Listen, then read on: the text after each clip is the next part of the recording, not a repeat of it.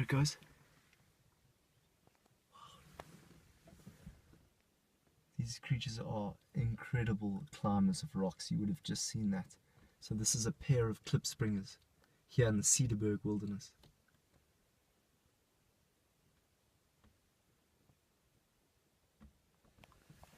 What an incredible sighting of the Klipspringer here at the Cederberg. They, as I said, have hooves that allow to help them jump on these rocks really, really well.